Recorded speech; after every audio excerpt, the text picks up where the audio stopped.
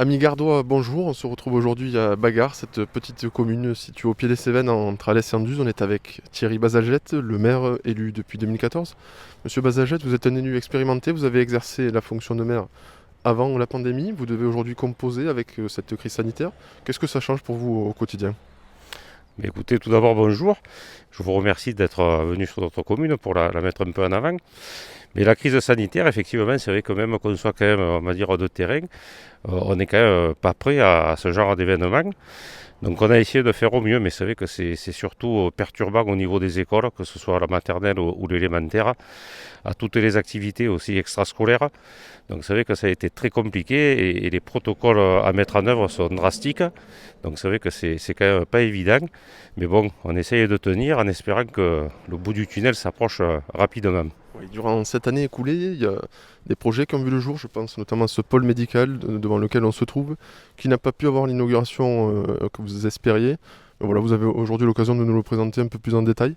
Voilà, bah écoutez, c'est une de notre fierté du mandat précédent, puisque ce pôle médical, on y a travaillé dès qu'on a été élu en 2014, et il a abouti, on va dire, courant 2020.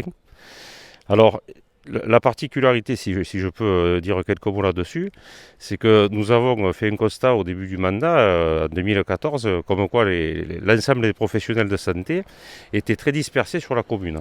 Donc voilà, c'était vraiment pas structurant. Et donc, on a commencé par aller voir les professionnels de santé pour leur demander s'ils souhaiteraient un regroupement, afin que ce soit quand même beaucoup plus commode pour les gens.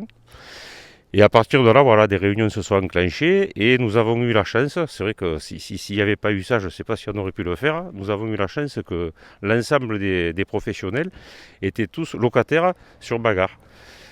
Donc l'idée, ça a été qu'au travers de ce pôle médical, chacun achète un petit bout de parcelle qui était communal pour réaliser son bâtiment. Ça veut dire que le projet, donc à bout d'un moment, tout s'est aligné parfaitement.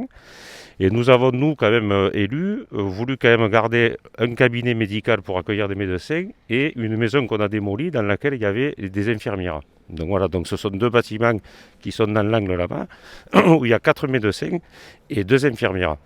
Tous les, tous les autres locaux sont propriétés des professionnels de santé. C'est eux qui ont payé leur bâtiment. Voilà, donc c'est vrai qu'une commune comme Bagarre, grâce à ce montage, a pu avoir ce pôle médical. Et ensuite, tout ce qui est infrastructure, donc le parking, tout ce qui est stationnement, ça c'est redevenu maintenant communal, c'est une place publique. Et qui plus est, nous avons fait là juste derrière nous une voirie passante qui permet de désengorger le centre ancien qui est quand même très exigu. Donc voilà, c'est un projet qui a été gagnant sur toutes les lignes. Et bon, vous verrez que si vous restez un peu, le parking ne désemplit pas. Oui, au milieu de ce marasme sanitaire, la commune de Bagarre reste active. Il y a des projets qui veulent être portés. Je pense notamment à ce rachat envisagé du presbytère pour peut-être, on parle au conditionnel, accueillir un centre de loisirs. C'est la volonté. Oui, alors la volonté, malheureusement, le centre de loisirs qui était dans les locaux du centre Béthanie a malheureusement fermé. Bon, l'association qui avait ce centre a préféré arrêter. Ce n'était pas faute d'avoir des enfants puisque il y avait une forte fréquentation. Mais bon, voilà, nous n'étions pas propriétaires des locaux. Donc l'idée quand même, ça a été tout de suite de repartir en essayant de montrer un autre centre. Mais bon, ce qui nous manque, c'est le foncier ou un bâtiment. Et c'est vrai que nous avons eu quelques démarches auprès de la maison paroissiale qui est dans Bagarre, dans le vieux village. Donc voilà, toutes les discussions sont en cours. Pour le moment, on va dire que ça, c'est plutôt dans une bonne voie, mais bon, rien n'est finalisé. Alors si ça se fait là, ben, tant mieux parce que c'est bien placé. Sinon, quand même, Bagarre est à la recherche voilà, d'un terrain ou d'une maison pour pouvoir développer ça. Bien sûr, juste avant vous, j'étais avec les services de l'agglo pour évoquer, voilà, parce que on travaille quand même dans le territoire, on ne fait pas ça dans notre coin, et on va essayer d'avancer avec eux, sachant que la demande est là. Oui, la commune de Bagarre dispose de plusieurs atouts sur le plan touristique. Je pense à ce parc Forest Park qui va devenir Aquaforest, porté par des investisseurs privés.